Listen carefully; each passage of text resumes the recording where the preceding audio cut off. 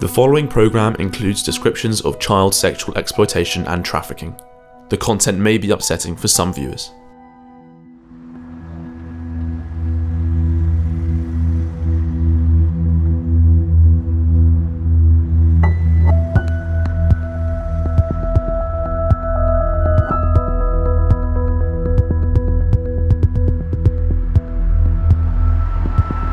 A decade ago, people in Britain woke up to shocking news. In the small northern town of Rotherham, 1,400 young girls had been groomed, abused, trafficked and raped. I can't tell you how many rapes that I've had. And I want to see chief constables, I want to see senior officials held legally to account for their neglect of duty. When I was still 14, Andrea took me to the promenade in the town where we met the Pakistani kebab house workers. And then 5 or 6 of them gang raped me. I was locked in there for 10 weeks. The abuse had gone on for decades, and nobody responsible had been punished. The police and council had turned a blind eye to the abuse, or even blamed the raped girls. That we sit here today in 2022, and not one person has ever been held accountable for what happened in this town. Most of the victims were white. Most of the abusers were ethnically Pakistani. Fears of being seen as racist had contributed to a cover-up. They were failing them because they were prioritising social cohesion over the victims of actual crimes. Over the following years, similar stories emerged across the nation of underage girls abused in taxis, kebab shops, and housing estates. There were 3 kebab houses in the town, and they all knew each other, and they linked up when they raped me. They were all linked. But some have said that the story has been overblown, even that it's racist. People in positions of authority have always been frightened of being called racist. The racial dynamics are irrefutable. There's always been tiptoeing around that fact. My name is Charlie Peters. I'm a journalist and documentary filmmaker with GB News. And I want to know why this happened, why the authorities did so little to stop it, and whether that is still going on today.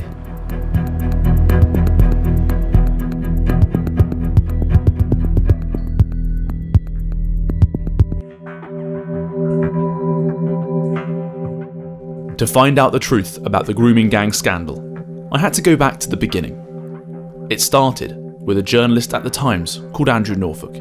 He first encountered the grooming gangs in 2003, when Labour MP Anne Cryer revealed local concerns about Asian men targeting teenage girls outside school gates.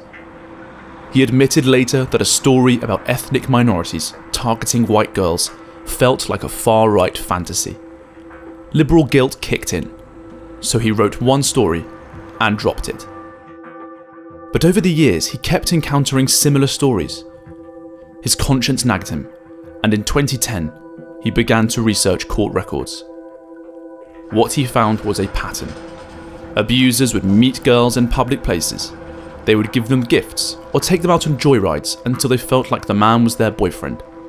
Then they'd give them alcohol or drugs and rape them. Often, they trafficked the girls between their family and friends to be raped by them too. The girls were mostly white, the abusers mainly Pakistani. When Andrew Norfolk approached the authorities, they all refused to speak to him. Finally, he found a group who would speak to him. They were called Risky Business, and they were based in Rotherham. I went there to meet Jane Senior, the former manager of the Youth Project, and the whistleblower who exposed the scandal. My name's Jane Senior. I'm currently the Chief Exec at a charity in Rotherham that covers lots of different areas. I've been a youth worker for most of my working life. And ended my career with Rotherham Borough Council, manage a project that we called Risky Business Project that predominantly worked with girls that were involved in child sexual exploitation. Jane helped Norfolk get hold of the serious case review for the murder of Laura Wilson. Aged just 17, she'd been stabbed 40 times by ex-boyfriend Ashtiaq Ashgar after she told his family about their relationship. Her body was thrown in a canal, and she was described as the first white victim of an honour killing. But the review revealed that Laura had been groomed and abused by Pakistani men from an early age. With an IQ of just 58, She'd been failed by 15 different agencies responsible for her care. Rotherham Council censored the report, then threatened to use a High Court injunction to stop the publication of uncensored extracts. Jane said that the council wanted to present Laura as the victim of an honour killing, rather than admit that she'd been groomed. Risky Business had been set up to help local women at risk of exploitation, but they soon found that Laura's case was not in isolation. Gangs were systematically targeting underage girls in Rotherham. The gangs were organised and violent. One 15-year-old girl was sexually assaulted with a broken bottle. A 13-year-old was found drinking vodka in a house full of men after neighbours reported her screams. Even when Risky Business reported the abuse to the authorities, nothing was done. But they did offer a 12-year-old victim language lessons in the Punjabi and Urdu used by her abusers. To find out what that was like, I needed to speak to one of the victims. I think it all started when I started secondary school. I was actually targeted and bullied. I met this female on the street because she was really 30 years older than myself. Naively, I started going to her flat, and after a while, I was locked in there for 10 weeks. The woman who lured Elizabeth to the flat was already a person of interest to the police. She was known by up to 4 different aliases. She had once set up a fake rape crisis centre and a fake hotline to lure children into sexual exploitation. But the police failed to stop her. In fact, they let her continue to work for taxi firms in Rotherham as she tried to set up a cab company for taking children to school. She started bringing males to the house. That's obviously when things started happening, the rapes and things like that. It was absolutely horrendous. She was very controlling, very manipulative. I was given quite a lot of alcohol. Yeah, I was intoxicated more than I was sober, to be honest. It was the same thing every day. It was so like getting up, getting drunk, the men come in, and that was it. And then it'd start again. During her horrifying ordeal, Elizabeth came to the attention of Risky Business, a Rotherham Council youth project managed by Jane Senior. I had a database where we had intelligence that we would put in there on a daily basis, and I'd get lots of things that were said to me in meetings, such as these children were consenting, they were making informed choices, they were returning to their abusers, they wouldn't make a good witness if it went to court, and also we were breaching a human rights issue. But it was never the human rights of the children, it was the human rights of the perpetrators. Elizabeth's abusers were all linked. One of them was the uncle of one of the town's most prolific rapists. I never left the building, the flat. Yeah, very chaotic for a 14-year-old. I can't tell you how many rapes that I've had. Despite the known links between rapists, South Yorkshire Police failed to act. Every time anybody new came into a senior role, we kind of thought, this is it now, something's going to happen, something's going to change. So I'd sit in lots of meetings and I would share all the information, as my staff would. And we had car registration numbers, names, nicknames, addresses, properties of concern. So we kind of collated a raft of that information that we kept, and we kept it in a database. And we get lots of reasons, and people still say to me today, why did they actually do nothing? And I can't give you the absolute answer to that. All I can tell you is what they said at the time. The children were consenting. The children wouldn't make good witnesses if they went to court. But Elizabeth's suffering was not consensual. She was being exploited by a ruthless gang of rapists. Elizabeth took me back to the flat, where she was kept and abused for 10 weeks. Eventually she was freed, but it wasn't the police that rescued her. It was Risky Business. I walked out of there 5.5 stone. Loads of marks. I was just a skeleton, really. I came out, my childhood had been stolen. The police had multiple opportunities to investigate the woman who lured Elizabeth to the flat. They knew that she was a facilitator of child sexual exploitation, but they failed to act. They keep saying it's missed opportunities. I don't think so. They let her get away with murder.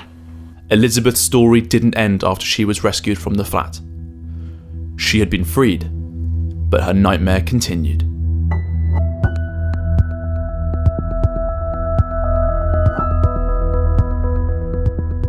In Clifton Park, that we used as a central point to getting drunk, men just being around all the time. There'd be all sorts going off in that park. It was one of the biggest hotspots in Rotherham for people committing this crime. Grooming is like a postcode lottery.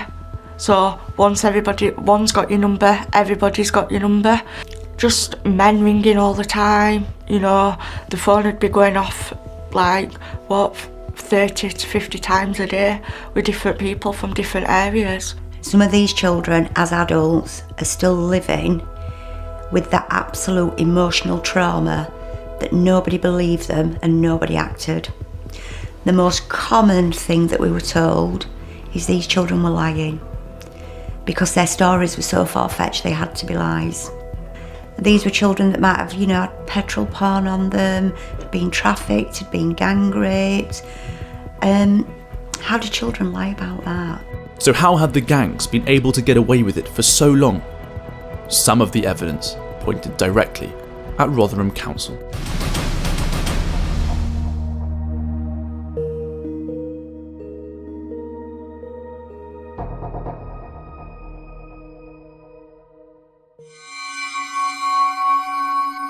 In 2000, taxi driver Jahangir Akhtar facilitated a deal between police officer Hassan Ali and career criminal Arshid Hussain. Arshid had kidnapped and raped a girl of 14. He agreed to hand her over to the police at a petrol station. In return, the police wouldn't arrest him. A few months later, taxi driver Jahangir became a Labour councillor. Over the years, he would rise to become the deputy leader of the council and vice chair of the Police and Crime Panel, which oversaw South Yorkshire Police. More evidence of incompetence by local authorities was uncovered when journalist Andrew Norfolk saw a series of reports from 2001 to 2006.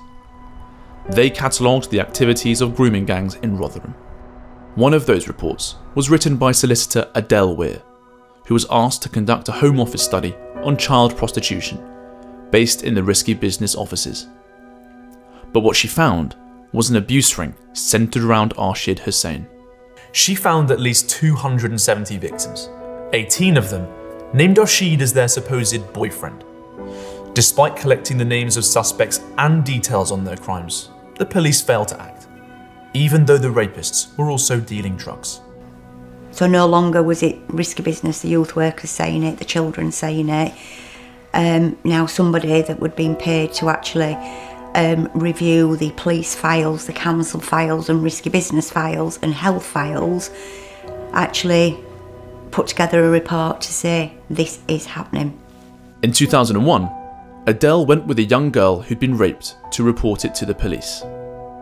Yeah, so one of our children just made the decision that she couldn't take it anymore, she'd had enough, and she was willing to speak to the police. So Adele made the decision that she'd actually take her to the police station and support her through that, speaking to the police. While at the police station, her main abuser contacted her to say that he had her 11-year-old sister. The gang had already broken her brother's legs. Frightened, she dropped the complaint, saying, "You can't protect me." How the abuser found out that she was in the police station has never been explained. When Adele Weir complained to the police, she was told to never do it again. Adele wrote the letter to the Chief Constable. We ended up being called into Rotherham Police Station and spent about an hour being trapped like naughty schoolgirls while the district commander and other people that were in the room just shouted at us and said it was inappropriate and people like us didn't write to Chief Constables. Deterring victims from accessing support wasn't the only way that justice was obstructed. Where risky business were based and accessing our office was nigh on impossible. We had files that went missing, the laptop and the computer never went missing, just Adele's paperwork and also some minutes of a meeting that Adele had attended had been changed to a different date on the computer. Who was responsible has never been explained, but with the risky business security procedures, the break-in had all the hallmarks of an inside job. The intruder was almost certainly someone working for Rotherham Council. Following her revelations, Adele was suspended, then barred from conducting further research or meeting victims until her contract ended. One council official told her never to refer to Asian men in her report and booked her on a 2-day equality and diversity course. Talk about not liking the contents of a report, so rather than act on the information in the report, let's go for the writer. Abandoned by those sworn to protect them, the fathers of some victims took matters into their own hands, only to find themselves being blocked by the authorities while the rapists went unpunished. I met with Jack, Elizabeth's father, who tried to rescue her from her 10 weeks of hell. I phoned my daughter's worker, explained what had gone off. She told me not to go back to the flat. I said, no, I'm going, I've got to get her out.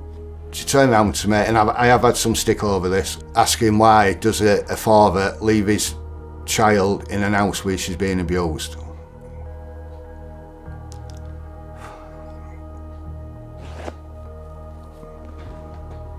She said, what it is, if Elizabeth or any other girls are in that flat, are not in that flat, sorry, and you'll go in, wherever they are, you're putting them at risk. And I went, what do you mean at risk? She went, serious harm or even death. You're going to risk getting your daughter killed and other people's daughters killed. Continued revelations about Rotherham outraged the public. Keir Starmer, then Director of Public Prosecutions, said that a generation of girls had been failed. Under pressure, Rotherham Council commissioned social worker Alexis J to lead an inquiry. It found that a conservative estimate of 1,400 girls in Rotherham had been raped over 2 decades by the gangs. It found that the council and police had turned a blind eye. It also confirmed that most of the abusers were Pakistani, despite making up only 3% of the town's population. There are also local Pakistani girls who were abused, but they often refused to speak to the police for fear of damaging their marriage prospects. In the aftermath of the report, many of the council's leaders resigned. The inquiry was on the front page of 10 British newspapers and made news worldwide.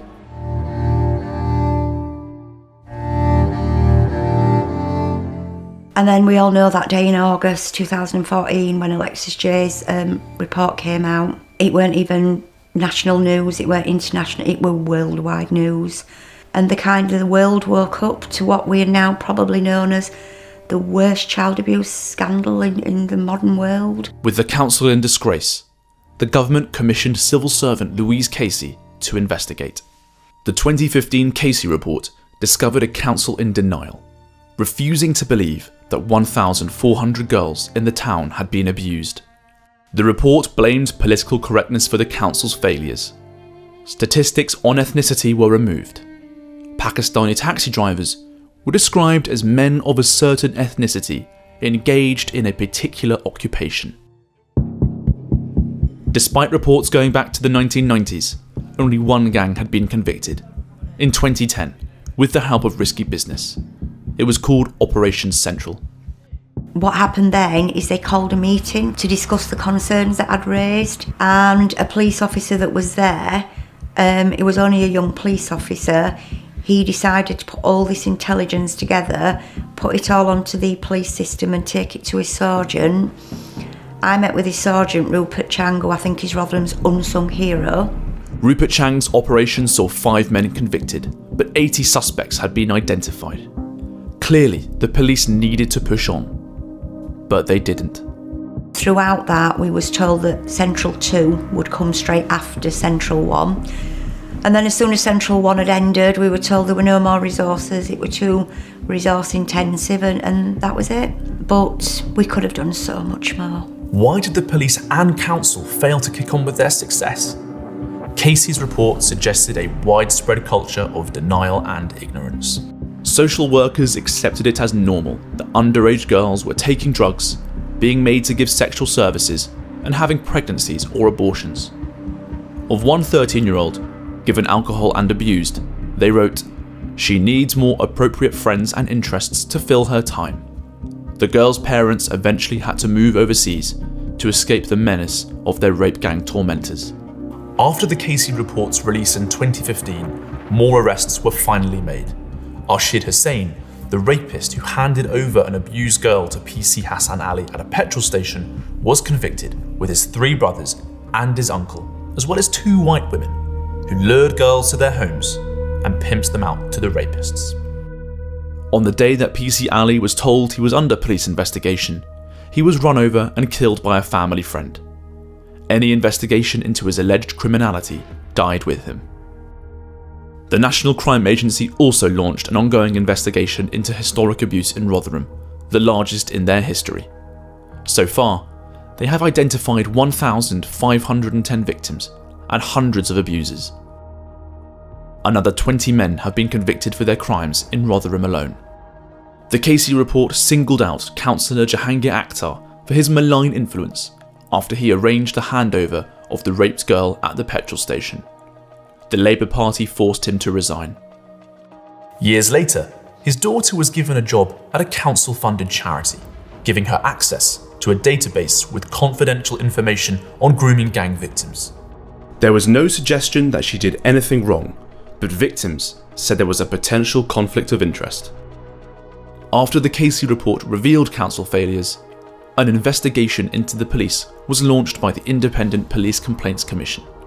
They found that the father of a girl who was raped in Clifton Park and suffered internal injuries was told by a police officer that he hoped it would teach her a lesson. They found that police officers, finding girls in bed with older men or even in the middle of a sex act, failed to do anything. Worried parents were told that having an Asian boyfriend was just a fashion accessory their daughters would grow out of. There were 265 allegations of misconduct, with 91 investigations involving 47 officers. Of those, only 5 suffered any penalties. Nobody was fired. To find out why nobody in the police had been punished, I went to see the only whistleblower to resign from the police over the rape gang's cover-up.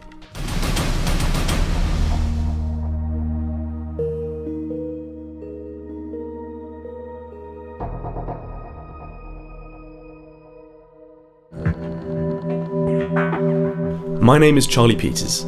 I'm a journalist and documentary filmmaker with GB News, and I'm investigating the national grooming gang scandal. We've seen what happened in Rotherham, where over 1,500 girls were sexually exploited. I want to know why the police looked the other way, despite years of evidence. I couldn't get any answers. All I was told was that there was insufficient evidence to prosecute. I was raped over 1,000 times and I don't even know how many men assaulted me. It's impossible to recall. It was just so constant.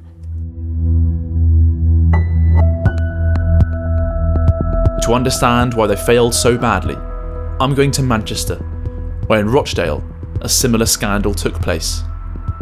I'm meeting with the only whistleblower to resign from the police over the grooming gang's cover-up.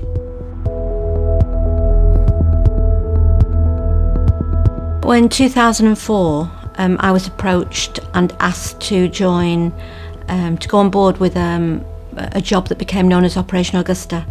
And this was we had a little girl who had died in Rochdale, who had been groomed, sexually abused. I was asked to go on an investigation to look at whether we had a problem in Greater Manchester with young white children being groomed and sexually abused by gangs of Pakistani men. Greater Manchester did have a problem with grooming gangs. The little girl who died, Victoria Agoglia, was 15 years old when in 2003 she was groomed by a rape gang and then killed by a heroin overdose given to her by an abuser. We had dozens of young, very vulnerable children who were mainly they were all living in care, who were being systematically groomed and raped by gangs of Pakistani men. Over 18 months, Maggie and her team compiled a compelling case against the gangs they knew were operating in Rochdale. But she had to take a break from the investigation when her husband fell terminally ill. And at that point, we had 100 paedophiles on a database that we knew were raping children. We had about 3 dozen children that we had identified as being abused. So that job was a full singing and dancing major investigation. You know, my job was done and I went off work content and happy to know that those men were going to be prosecuted. But when Maggie returned from compassionate leave after the death of her husband, she found that Operation Augusta had been closed down. None of the abusers were convicted. I couldn't get any answers. All I was told was that there was insufficient evidence to prosecute. And I knew, because I had been working on that job from day one, I knew we had the evidence. The last information placed on the police database for the operation was on the 6th of July 2005, one day before the 7/7 terror attacks in London. There was a gold level meeting within GMP, and that means the most senior officers in GMP, that they had a meeting and that the decision was made at that meeting that they were not prepared to put resources into that investigation. Was it shut down because revealing the grooming gangs just after an Islamist attack was considered too incendiary? We'll never know, because those minutes were conveniently lost. Years later, Maggie was brought back in for a new operation to tackle the gangs. I was reapproached in 2010 and asked to go on board a case in Rochdale, which became known as Operation Span. Maggie was asked to join the team to gain the trust of a young girl called Ruby, who, aged just 12, had been raped by known paedophile Adil Khan. When she was just 13, she had been made pregnant by that man. And the police at the time, which had been 2 years previous to that, had seized a fetus. But despite having the frozen fetus and the DNA needed to prove the identity of Ruby's rapist, Adil Khan was not charged with rape. Ruby, we had a fetus. We knew who had made her pregnant, but the authorities failed to protect her. The schools knew, social services knew, the police knew. And even though we all knew, even though we had DNA, even though we knew who was responsible, that man was still never charged with rape. Ruby's suffering extended to her family. She had a sister, Amber, who had also become a victim of the rape gangs.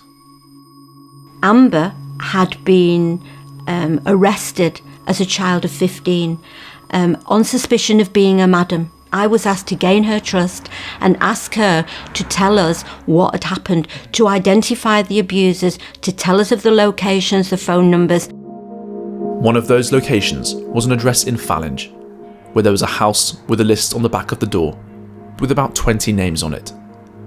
Abusers could take girls there, pass them around to be raped by multiple men, and then leave a tick by their names to show that they'd used the rape house.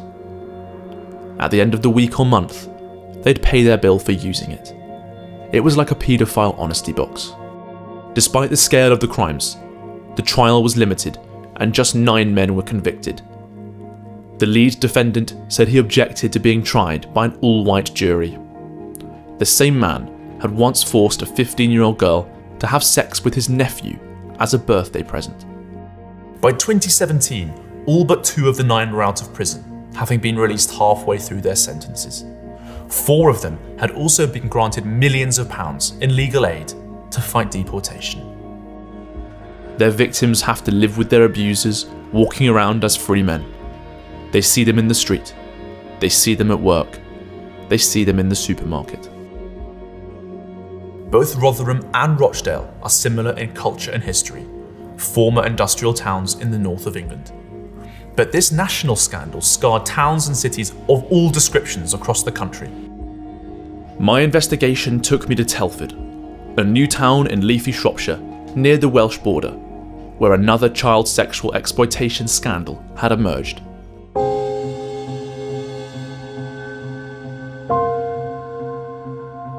It's here that an inquiry in 2022 found that 1,000 girls had been abused by the gangs since the 1980s. Much of the worst abuse happened in the suburb of Wellington. Children were sold for sex in a rape den. Some council workers reacted by saying that child prostitution had always happened. The gangs here often threatened their victims with the memory of Lucy Lowe, who, aged just 15, was burnt to death with her mother, sister, and unborn child by her abuser.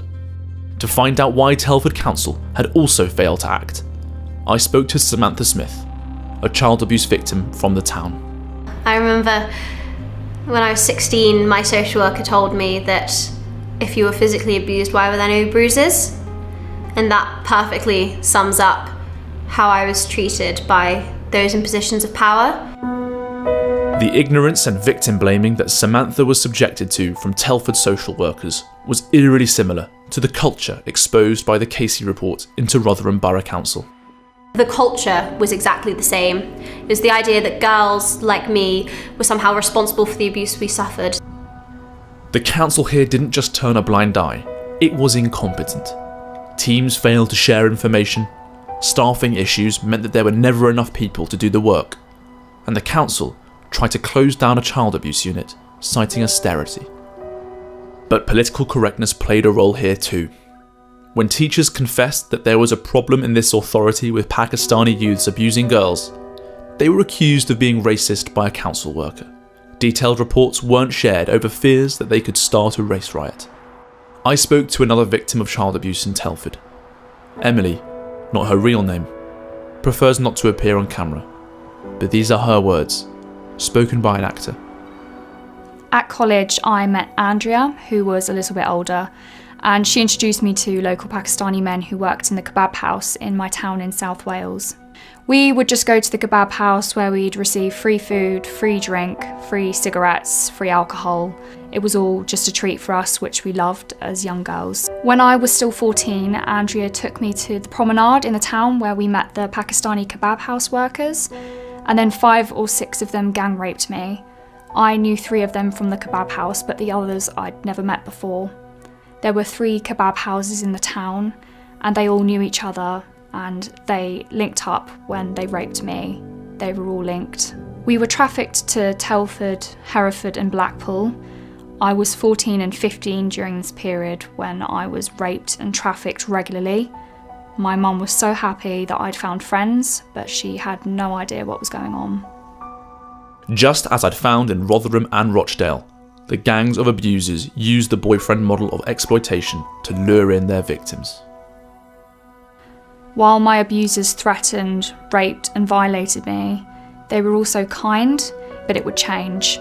They called us gory girls, white bitches, white slags. When I eventually got my police records back, there are 200 to 300 pages about how I'd been strangled, threatened with a knife, someone was sent to petrol bomb my house. I was raped over 1,000 times and I don't even know how many men assaulted me. It was just a thing that happened to us and it might sound crazy, but it was just normal. It felt normal. It's all we knew. Emily's suffering represents one story in a much wider pattern of abuse. This crisis was not isolated to a few towns. It had swept the country. Reports from Rotherham, Rochdale and Telford were joined by stories from dozens of other towns and cities. This national scandal required a national response.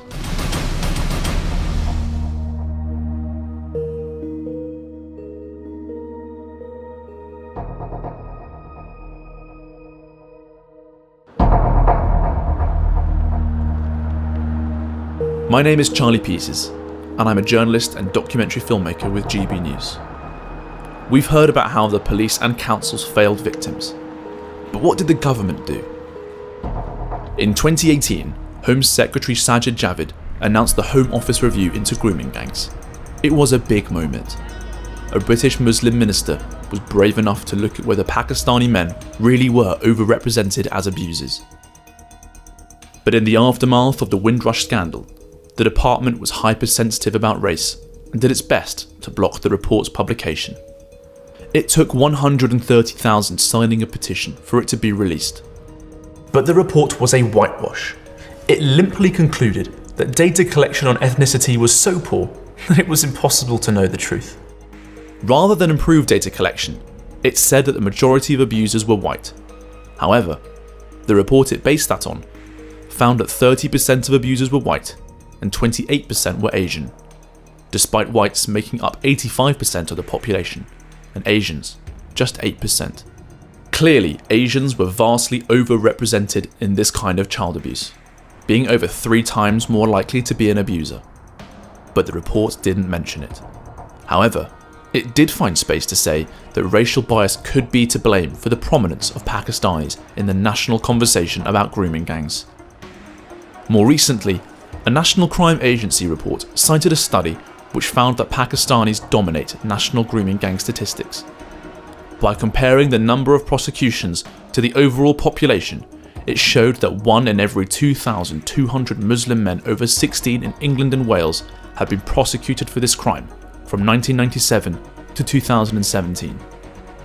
When it came to Pakistanis, it was 1 in 1,700. In Rochdale, 1 in 280 Muslim males over 16 were prosecuted. In Telford, it was 1 in 126. In Rotherham, 1 in 73. The report pointed out that many abusers take no responsibility for their crimes and plead not guilty. They take no responsibility because they can get away with it. When they return from their limited punishments, the community often does not ostracize them. And as these damning figures show, with such high rates of prosecution, their crimes can't have been a secret. This lack of responsibility and community punishment has been linked to clannish attitudes among British Pakistanis. To learn more, I sat down with Wazeek, a British Pakistani Muslim researcher. I think there is a culture within some of these British Pakistani communities where the perpetrators feel that white working class girls do not equal the same as those within their own community. When Ruby was interviewed, in her video interview, she said in evidence that she had been chosen by this man because she was a white girl and these men wanted a white girl to abuse. She also talked of them passing her round in a circle as though she was a ball, with a circle of Pakistani abusers who would go into a flat and they would use that flat for the night. They'd take one white girl into that flat and they would all abuse her.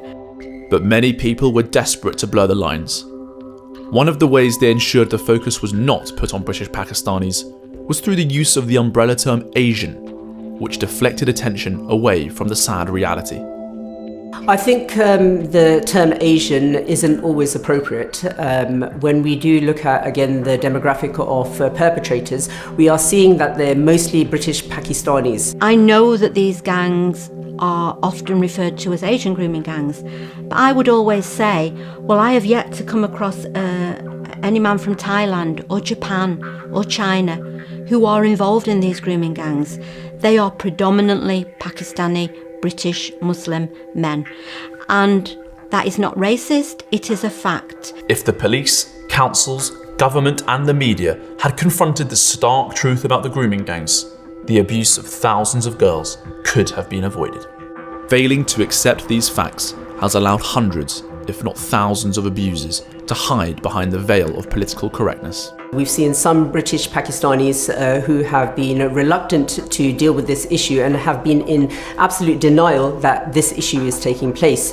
The reason why is because they don't want to bring shame on their own family.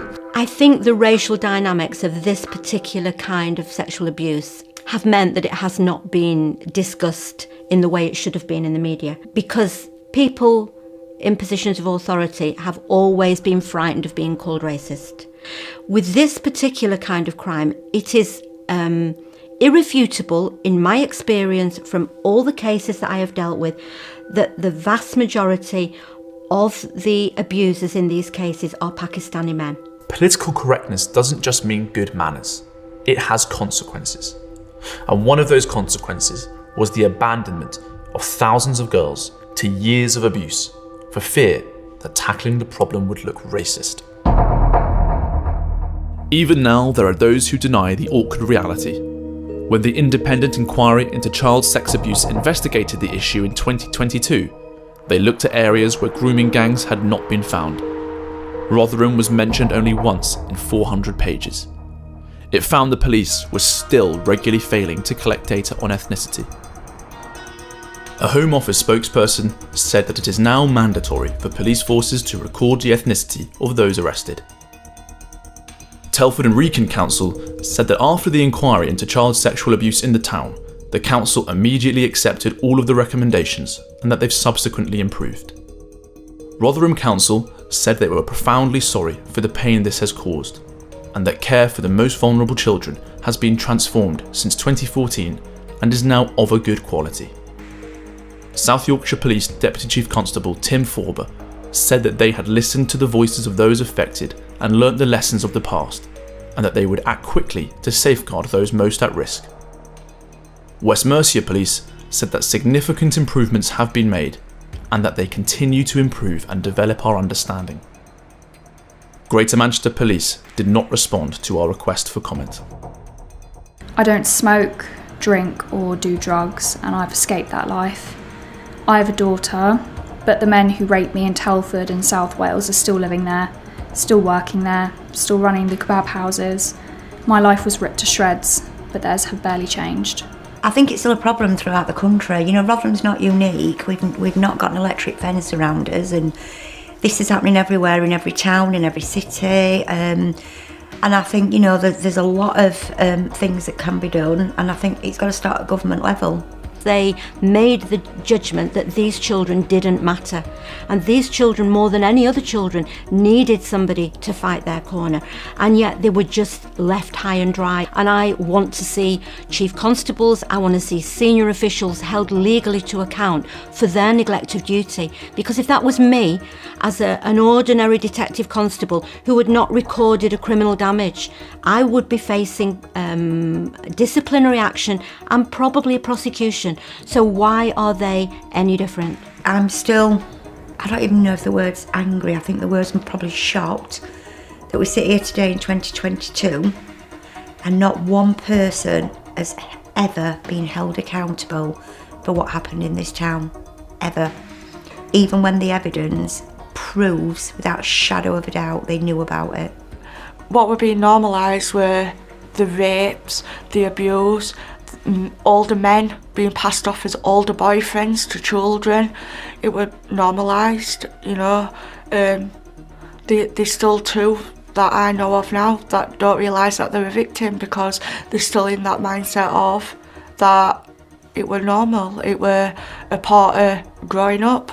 This is going on today. We've been approached by 60 victims in the last 3 days who are currently being failed by the police. It is not a historical problem. It is going on today. Very little has changed.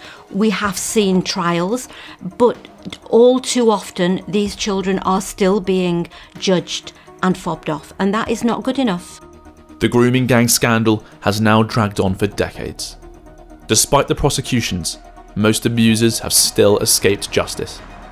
In Rotherham, where the National Crime Agency now says 1,510 girls were raped, only 43 people have been convicted. People I've spoken to warn me that not only is the abuse still going on, it's actually getting worse. Despite this, Rotherham has been declared as the 2025 Children's Capital of Culture. There are also many places across the country where no inquiry has been held into what's going on. If small towns like Rotherham, Rochdale and Telford have produced thousands and thousands of victims, it's likely that the real number across the country is in the tens of thousands. We need to know what is going on. That's why it is essential that the National Crime Agency launch investigations into any place where credible allegations of grooming gangs have been made. It's why the police need to be held to account, whether it's for failing to collect data on ethnicity or for not prosecuting criminals. It's also why we need stronger prison sentences for the rapists. No victim should see their abuser walk out of prison after only a few years. For too long, Britain's authorities have looked the other way and failed generations of girls. Now is the time for them to redeem themselves. Because if they don't, the same abuse will just keep happening.